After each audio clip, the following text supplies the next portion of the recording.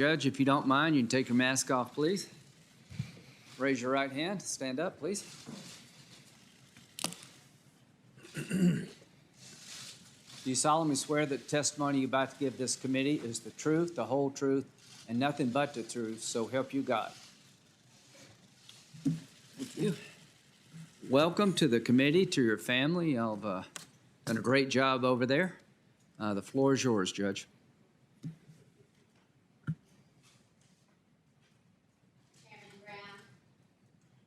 I'm not sure this is on. Ranking Member Feinstein and members of the committee, I'm honored and humbled to appear before you today as a nominee for Associate Justice of the Supreme Court.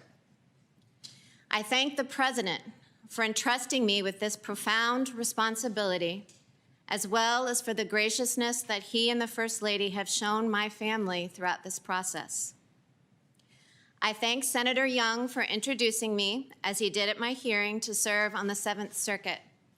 And I also thank Senator Braun for his support. And while she could not be with us via the satellite, I am also grateful to former Dean Patty O'Hara of the Notre Dame Law School. She hired me as a professor nearly 20 years ago, and she has been a mentor, colleague, and friend ever since. I thank the members of this committee and your other colleagues in the Senate who've taken the time to meet with me since my nomination. It's been a privilege to meet you. As I said when I was nominated to serve as a justice, I'm used to being in a group of 9, my family. Nothing is more important to me, and I'm very proud to have them behind me. My husband, Jesse, and I have been married for 21 years.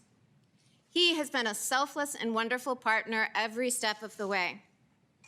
I once asked my sister, "Why do you think marriage is hard? People are always saying that."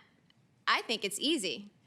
And she looked at me and said, "Well, maybe you should ask Jesse if he agrees with that." I decided not to take her advice because I know that I am far luckier in love than I deserve. Jesse and I are parents to 7 wonderful children. Our oldest daughter, Emma, is a sophomore in college who just might follow her parents into a career in the law. Next is Vivian, who came to us from Haiti. When Vivian arrived, she was so weak that we were told she might never talk or walk normally, but now she deadlifts as much as the male athletes in our gym, and I assure you she has no trouble talking. Tess is 16, and while she shares her parents' love for the liberal arts, she also has a math gene that seems to have skipped her parents' generation. John Peter joined us shortly after the devastating earthquake in Haiti. And Jesse, who brought him home, still describes the shock on JP's face when he got off the plane in wintertime Chicago. Once that shock wore off, JP assumed the happy-go-lucky attitude that is still his signature trait. Liam is smart, strong, and kind, and to our delight, he still loves watching movies with Mom and Dad. 10-year-old Juliet is already pursuing her goal of becoming an author by writing multiple essays and short stories, one of which she recently submitted for publication. And our youngest, Benjamin, is at home with friends. Benjamin has Down syndrome, and he is the unanimous favorite of the family. He was watching the hearing this morning, I'm told, and he was calling out our names as he saw the kids in the back. My own siblings are here, some in the hearing room and some nearby. Carrie, Megan, Eileen, Amanda, Vivian, and Michael are my oldest and dearest friends. We've seen each other through both the happy and hard parts of life, and I am so grateful that they are with me now. My parents, Mike and Linda Coney, are watching from their New Orleans home. My father was a lawyer and my mother was a teacher, which explains why I became a law professor.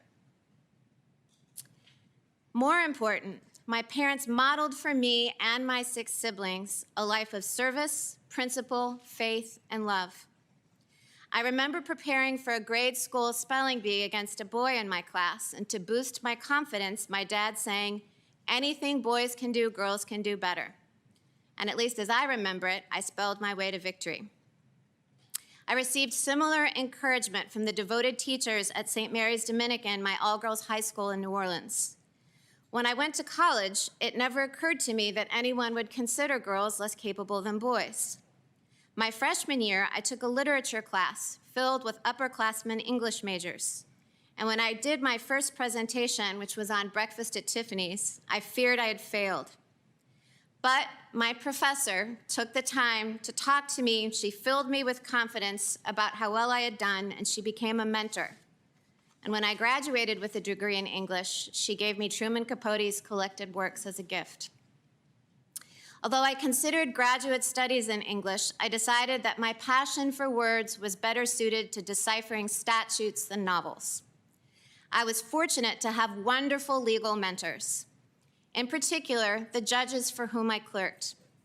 The legendary Judge Lawrence Silberman of the DC Circuit gave me my first job in the law, and he continues to teach me today.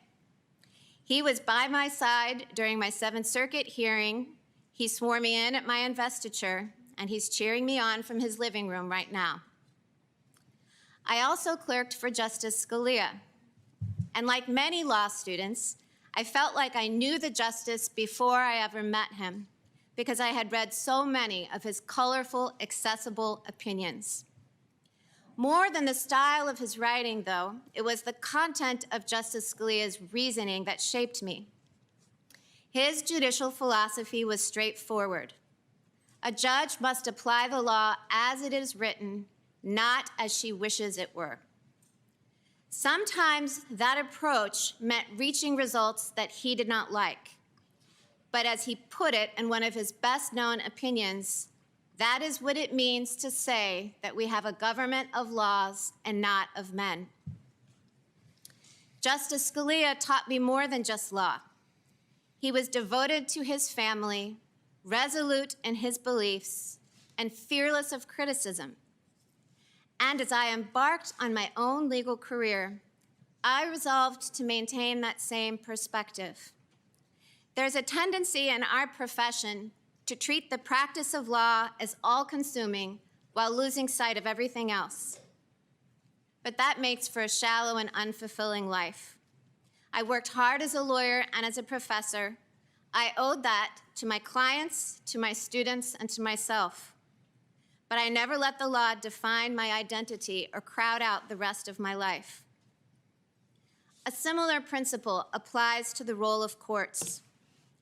Courts have a vital responsibility to the rule of law, which is critical to a free society. But courts are not designed to solve every problem or right every wrong in our public life. The policy decisions and value judgments of government must be made by the political branches, elected by and accountable to the people. The public should not expect courts to do so, and courts should not try. That is the approach that I have strived to follow as a judge on the Seventh Circuit. In every case, I have carefully considered the arguments presented by the parties, discussed the issues with my colleagues on the court, and done my utmost to reach the result required by the law, whatever my own preferences might be. I try to remain mindful that while my court decides thousands of cases a year, each case is the most important one to the litigants involved. After all, cases are not like statutes, which are often named for their authors. Cases are named for the parties who stand to gain or lose in the real world, often through their liberty or livelihood. When I write an opinion resolving a case, I read every word from the perspective of the losing party. I ask myself how I would view the decision if one of my children was the party that I was ruling against. Even though I would not like the result, would I understand that the decision was fairly reasoned and grounded in law? That is the standard that I set for myself in every case, and it is the standard that I will follow so long as I am a judge on any court. When the president offered me this nomination, I was deeply honored. But it was not a position I had sought out, and I thought carefully before accepting. The confirmation process, and the work of serving on the court, if confirmed, requires sacrifices, particularly from my family. I chose to accept the nomination because I believe deeply in the rule of law and the place of the Supreme Court in our nation. I believe Americans of all backgrounds deserve an independent Supreme Court that interprets our Constitution and laws as they are written. And I believe I can serve my country by playing that role. I come before this committee with humility about the responsibility that I have been asked to undertake, and with appreciation for those who have come before me. I was 9 years old when Sandra Day O'Connor became the first woman to sit in this seat. She was a model of grace and dignity throughout her distinguished tenure on the court. When I was 21 years old and just beginning my career, Ruth Bader Ginsburg sat in this seat. She told the committee, "What has become of me could only happen in America." I have been nominated to fill Justice Ginsburg's seat, but no one will ever take her place. I will be forever grateful for the path she marked and the life she led. If confirmed, it would be the honor of a lifetime to serve alongside the Chief Justice and 7 Associate Justices. I admire them all and would consider each a valued colleague. And I might bring a few new perspectives to the bench. As the President noted when he announced my nomination, I would be the first mother of school-aged children to serve on the court. And I know that it would make Senators Young and Braun happy to know that I would be the first justice to join the court from the 7th Circuit in 45 years. I would be the only sitting justice who didn't attend school at Harvard or Yale, but I am confident that Notre Dame could hold its own, and maybe I could even teach them a thing or two about football. As a final note, Mr. Chairman, I would like to thank the many Americans from all walks of life who have reached out with messages of support over the course of my nomination. I believe in the power of prayer, and it has been uplifting to hear that so many people are praying for me. I look forward to answering the committee's questions over the coming days. And if I am fortunate enough to be confirmed, I pledge to faithfully and impartially discharge my duties to the American people as an Associate Justice of the Supreme Court. Thank you.